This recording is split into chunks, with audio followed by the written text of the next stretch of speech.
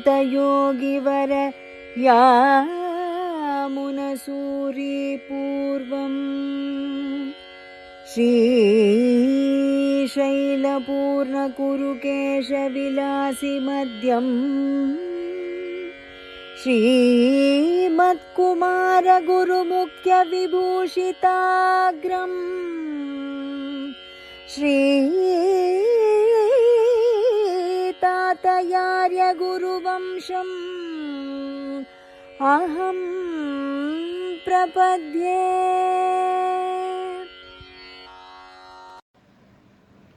ஸ்ரீமதே ராமானுஜாய நமः. ஸ்ரீமதே நிகமாந்த மகாதேசிகாய நமः.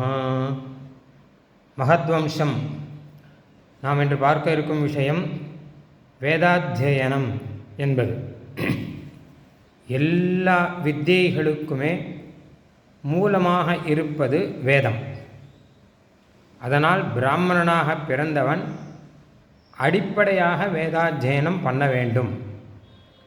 வேத அத்தியனம் செய்யாமல் மற்ற வித்தியைகளை படிப்பது வீண் அப்படின்னு கூட சாஸ்திரம் சொல்லியிருக்கு. ரொம்ப முக்கியமாக புருஷ சூக்தாதிகள், உபனிஷத்துகள், இதே போல் முக்கியமான புண்ணியாவச்சன மந்திரம் முதலான பாகங்கள் இதெல்லாமாவது குறைந்தபட்சம் அத்தியனம் பண்ணி அதை சொல்லும்படி தெரிந்திருக்க வேணும். அப்போ தான் நம்ம வாழ்க்கையே நடக்கும். சந்தியாவந்தன மந்திராதிகள் இந்த மாதிரி எல்லாமே தெரிஞ்சிருக்கணும். பெரிய பெரிய சாஸ்திரங்கள் எல்லாத்துக்குமே இதுதான் மூலம். ஏன்னா உபனிஷத்தின் அடிப்படையில் தான் ஸ்ரீபாஷ்யமே வந்திருக்கு. அதனால் வேதாத்தியனம் முக்கியம் என்பதாக மகான்களுடைய திருவுள்ளம். இதில் ஒரு சின்ன ஐதிஹ்யம். ஸ்ரீ பழவேரி சதகோபாச்சாரியர் சுவாமி சாதித்தது இப்போ சொல்ல போகிறேன். பரம வைதிகராக எழுந்துள்ள இருந்தவர் அந்த சுவாமி. ஸ்ரீமத் அகோபில மடத்தின் ஸ்ரீகாரியம் சுவாமியாக இருந்தார்.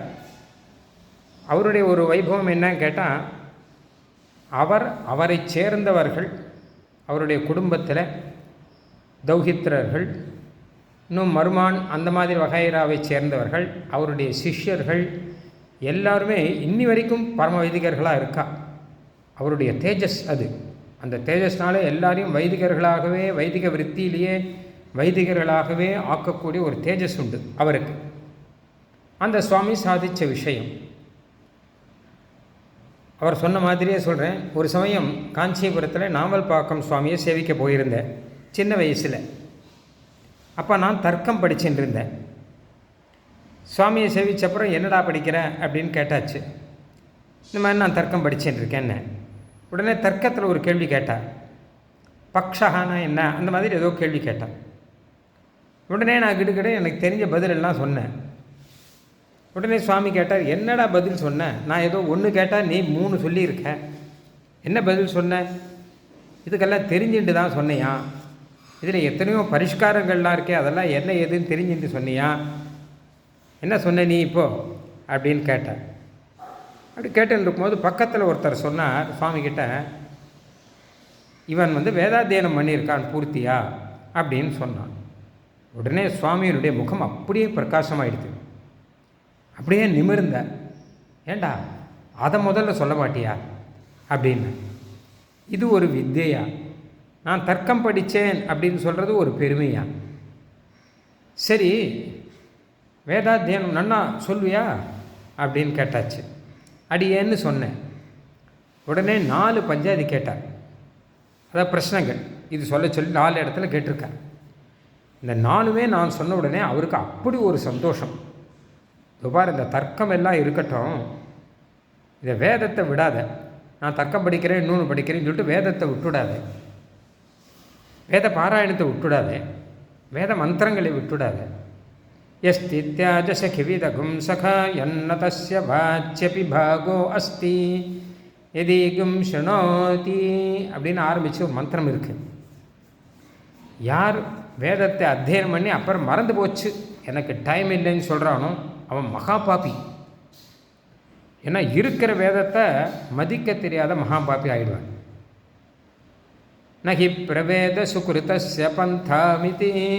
அவனுக்கு நல்லது கிடைக்கவே கிடையாது வாழ்க்கையில் அப்படின்னு வேதமே சொல்லியிருக்கு. ஏன்னா வேதங்கிறது சகாவா நம்ம கூடவே வந்துன்றது. நமக்கு எல்லாத்துக்குமே வேத மந்திரம் தானே. பிறந்தா ஜாத்தகர்மம் ஆரம்பித்து நாமகரணம் ஆரம்பித்து அன்னப்பிராசனம் சவடம் உபநயனம் விவாகம் கடைசியில் அந்தியமான சம்ஸ்காரம் வர மொத்தமும் வேத மந்திரம் தான். நித்தபடி சொல்ல வேண்டியதும் புருஷசூக்தம் பிரம்மயஜம் சந்தியாவந்தம் இதெல்லாம் எல்லாமே வேதம்தான். வேதத்திலேயே பிறந்து வேதத்திலேயே வளர்ந்து கடைசி வரைக்கும் வேதத்திலே தான் நம்ம வாழ்க்கைங்கிறது வேதத்தோடு ஐக்கியமானது. அதனால் அதை விடவே கூடாது ஒரு நாளுமே அப்படின்னு சுவாமி சாதிச்சார். இதை அடிக்கடி வரும். அவர் கேட்ட பஞ்சாதி எல்லாமே என்னன்னு கூட சொல்லுவார். அவர் ஞாபகம் வச்சேன்னு அந்த சுவாமியுடைய அனுகிரகம். இந்த சுவாமி பல சிஷ்யர்களுக்கு வேதத்தை சொல்லிக் கொடுத்தார். அதே மாதிரி மும்பையில் பூதேரி நரசிம்மாச்சார் சுவாமி எழுந்தார். அவரும் பெரிய ப்ரகஸ்பதியாக இருந்தவர். ஆனால் சம்பூர்ண வேதாத்தியாயி அவரும் சாதிப்பார். காஞ்சிபுரத்தில் ஒரு சமயம் போயிருந்தபோது வேஷ்டி நன்னா இல்லாமல் இருந்தது. அவர் பிரம்மச்சாரி அப்போ வேதாத்தியனம் பண்ணின்னு இருக்கார். வேஷ்டி நன்னா இல்லை. என்னடா வேஷ்டி இது ஒரே கிளீஷலாக இருக்குது அப்படின்னு சொல்லிவிட்டு சுவாமி தன்னுடைய உத்திரியத்தையே கொடுத்துட்டாராம். இந்த எடுத்துக்கோ அப்படின்னு சொல்லிவிட்டு அப்போ சொன்னாராம், யார் யாருக்கோ என்னென்னமோ கொடுப்பான், வேதாத்தியனம் பண்ணுறதுக்கு ஒரு வஸ்திரம் கூட கொடுக்க மாட்டான் அப்படின்னு சுவாமி சொன்னாராம். அதாவது வேதம் படிக்கிறேன் அப்படின்னு சொல்லிட்டு வர வித்தியார்த்திகள் இருக்காளியோ அவளுக்கு சகல சௌகரியமும் எல்லாம் பண்ணி கொடுக்கணும். ஏன்னா அவள்கிட்ட தான் நம்ம சித்தாந்தமே இருக்குது, நம்ம சம்பிரதாயமே இருக்குது, நம்ம மதமே இருக்குது, எல்லாம் அவகிட்ட நிலை நிற்கிறது அப்படின்னு சுவாமியுடைய திருவுள்ளம். விசேஷமாக கைங்கரியம் பண்ணக்கூடியவர்கள் அவர்கள் அப்படின்னு சுவாமியுடைய திருவுள்ளம். அது மாதிரி ஸ்ரீபாஷ்யத்திலையும் வேதாத்தியனம் பண்ணுங்கோ, அதுக்கப்புறம் ஸ்ரீபாஷ்யம் சேவிக்கிறது நியாயம்னு சொல்லியிருக்கேன். அது மாதிரி சுவாமி தேசிகன் கூட வேதாத்தியனம் பண்ணுறது விதி, கட்டாயம் பண்ணியாகணும். ஸ்ரீபாஷ்ய காலக்ஷேபம் பண்ணணும்னு விதி கிடையாது, ஆசை இருந்தால் பண்ணலாம், அவ்வளோதான். ஆனால் அது விதி. ஸ்ரீபாஷ்யம் தெரிஞ்சுக்கணும்னு ஆசை இருந்தால் பண்ணலாம் அப்படின்லாம் சாதிச்சிருக்கா. அதனாலே மகான்கள் அதில் ரொம்ப ஊற்றத்தோடு இருந்திருக்கா. சுவாமிக்கு பின்னால் ஸ்ரீமத் ஐயா சுவாமி, அதுபோல் அடியானுடைய தகப்பனார் வரதாச்சாரிய சுவாமி, அதுபோல் வலைப்பேட்டை சுவாமி, இவ எல்லாருமே வேதாத்தியனத்துக்கு முன்னுரிமை கொடுத்தவர்கள்.